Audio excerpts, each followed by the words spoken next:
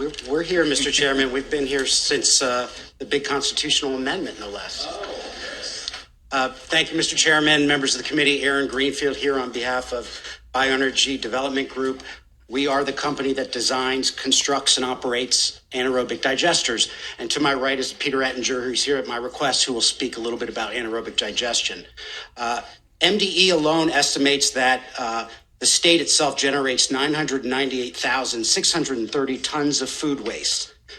Most of this ends up in the municipal solid waste stream, which of course goes to landfills, incinerators, and really what you've heard today, and you've heard a lot already, is that this can easily be diverted to organics recycling facilities, which include composting and anaerobic digestion. Just a quick shout out, Mr. Chairman, the father of the term organics recycling facility is here, former delegate Andrew Casserly. Just wanted to make that mention. He's in the audience. So a really important point that I don't think was mentioned was that other states and local jurisdictions have sought to address this very issue through diversion programs.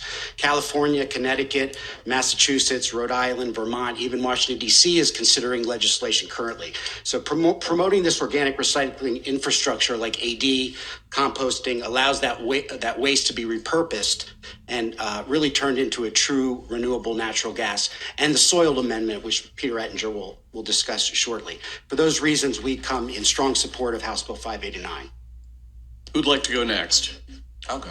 All right, Peter. Good to see you. Thank you. Good to see you all. And thank you again for the opportunity to be here in support of House Bill 589, solid waste management, organic recycling, and waste diversion. I think the key for us in this bill, the term, is organic recycling. There is no one silver bullet. There is not one thing to think of and say, okay, with composting, I will resolve this issue. Animal feed will not simply do this on its own. But how do you look at this in a complementary way that supports the interests not only of business and the environment? And that's the key to anaerobic digestion. As background, AD work is simply a cow's stomach on an industrialized scale. We take organics of all sorts, from DAF waste and processing waste to organic waste. And we're able to, in fact, use a microbial base to go and create renewable natural gas. And I digestate that last year in this committee, we were fortunate enough to actually have validated as equivalent to compost and stormwater management.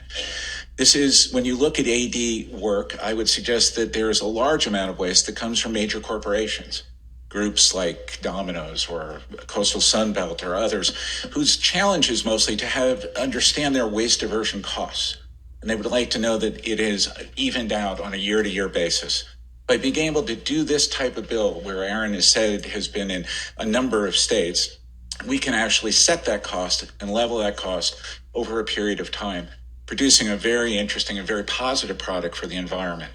We're very glad to call our home Maryland. We're based in Howard County. We're about to open an office in Annapolis. We're building 3 ADs here in the state. In fact, we're building one also in Delaware, taking chicken processing waste, and look forward to a long and fruitful relationship here. Thank you. Yes, sir. My name is Adam Weissman. I work with an organization called Thrive Baltimore. We are a community center in Baltimore City that works with low-income communities of color, promoting transitions to healthy and sustainable food choices. And being an organization based in a city where low-income communities of color bear the brunt, the health and environmental brunt of our waste disposal, we see it as vital that be a cradle-to-grave commitment in how we deal with food. Now, we, as a result, have made composting a priority, but we have run into a number of bottlenecks. There are organizations that do a great job of collecting compost from individuals. There are, and on a small scale basis, there are organizations that are structured with a volume around a volume and price point towards larger companies and facilities. For an organization like ours that has food-oriented events in size from, say, a few dozen to a few hundred people, what we found is that, for one thing, part of our compost stream ideally would include compostable plastics and paper, which means that some of the smaller organizations that bring waste to gardens can't take our waste. On the other end of the spectrum, the larger companies don't have a their facilities aren't on site, coming in for a small, occasional pickup for a small client, if there isn't other business in the area, isn't particularly viable for them. And so the price point doesn't necessarily work for us. What we recognize is that the capacity for more business to be created would mean that there would be more opportunity for these businesses to be able to work more flexibly and provide opportunities for full composting, including both food and food materials. And therefore provide that need for us. On the other end of the spectrum, we have a larger event called Vegan Soul Fest. It's a festival of about 10,000 people. And one need that we vitally have there is staffing for actually sorting these materials, having staff that can help work with our volunteers to show them how to sort these materials. The organizations at this point... If you could begin to summarize your testimony, I know I've got some questions. Yes, absolutely. The organizations don't at this point have the capacity to provide that kind of on-site staffing for an event as large as ours. And again, growing the industry in this way would facilitate more staffing availability and be able to help us work with maximizing diversion at an event of that scale. Thank you, Mr. Chairman. Two quick questions.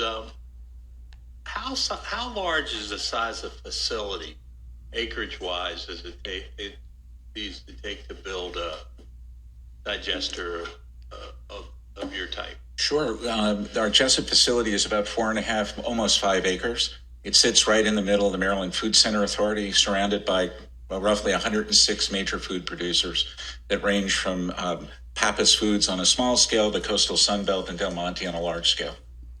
Okay. And in the actual construction of a facility like that, are the costs real prohibitive, or do you have to have mass amount of the ability for product to make your numbers work?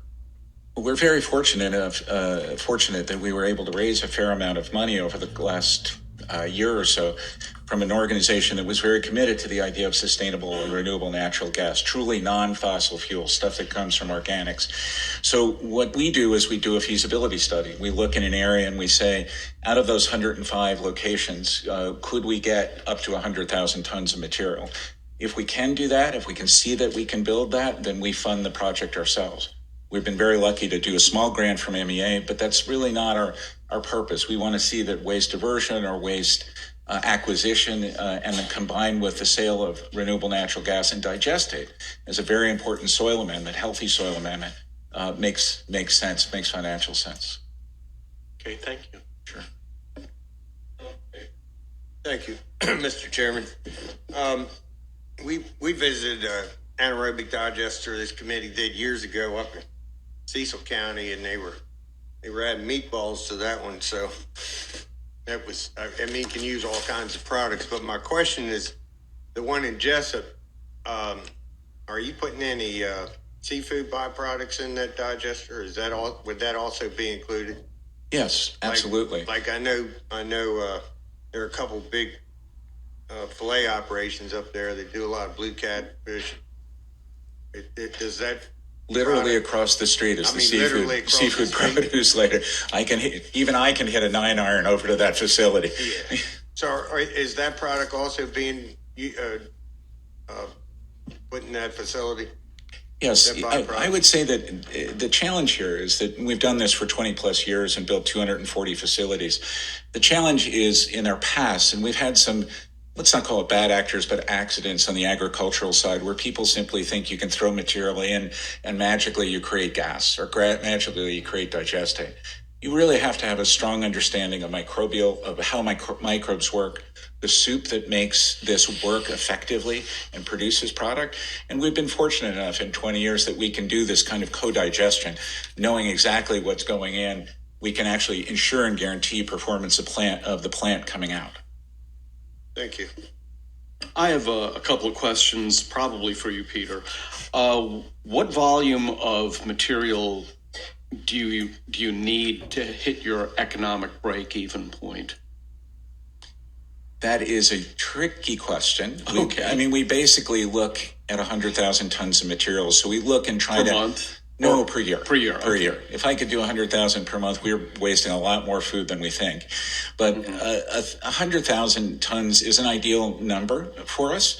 With that said, there are areas, for example, in the chicken processing area, where they're primarily liquids or waste is on a liquid side that allows us efficiencies of scale, meaning we don't need a tip floor, we don't need other things. So what we do when we identify a location is we do what's known as a 5, 10, 20 mile radius. And we look and we say, okay, well, who's creating waste? What are the costs? How do we provide benefits to those individuals? On the tipping fee side, the cost is typically, call it roughly 10% less, but the haulers have an opportunity to go and use their trucks more. Okay. Second question, just how, I assume different types of biomass have different quality levels in terms of producing biogas. So I'm just curious to know, where does chicken litter fall in terms of quality of biomass for digestion? Litter is an excellent input. I would suggest to you that nobody should run an AD only on chicken litter, that it is a very dry product. As a result, you have to add liquid, which means you add ammonia to that. So I would suggest that it's a very strong additive, but you wouldn't want to run a facility only on litter. For example, the facility in Delaware will be roughly 8-2 comparison. So we'll use DAF, or what's known as chicken processing waste, along with litter and hatchery waste to create a much more defined product. I would want to, you made a comment, one of the delegates made a comment earlier about fats, oils, and greases and what goes on with that. It's important to know that they don't go to an incinerator. Typically, they go to a sewer system. And so the wastewater facility, you pay the wastewater facility to go and figure out how to clean that up. We can actually take that material and at a similar rate, but interestingly, fats, oils, and greases are a little bit like gasoline or a lighter fluid on a load of material. So we use that as well. So I guess what you're saying is that there's probably an optimal mix of chicken litter, fats, oil, and greases, and other food material. Yes, sir. And are you able to easily vary? Are you able to easily vary the mix so that you can have an optimal output, or do you just take things as you get them? And No. Another very good question. We're a logistics company, if you think about it. We need to understand what's coming into our facility so that we can, in fact, allow materials to be mixed in the most advantageous way possible. So our agreements, for example, with the Purdue transaction, guaranteed us over 70,000 tons of chicken processing material over the course of a year. So we know how to use that it's over 20 years, each year 70,000 tons per year. So we know that we have that as a base, and we now know what we can add to that to create a maximum quality. At the same time, if we find we have an overabundance of product, because everything in an AD is enclosed and under negative pressure, you can actually store that material for an optimal release. the reason I bring this up is that obviously this committee is interested in managing chicken litter in addition to, in addition to diverting from waste to landfills. Mm-hmm. And this could potentially be a solution that would work for rural Maryland as well as urban Maryland and suburban Maryland. So that's why I'm interested in it. So basically, you're saying that you can use all these inputs to produce an optimal result. Absolutely. In fact, we've had a few very good conversations with the Maryland Department of Agriculture on how to do that. Call it on the lower shore, where the PMT becomes a much more concerning issue for people. Okay. Any further questions for this group? Alrighty. Thank you very much.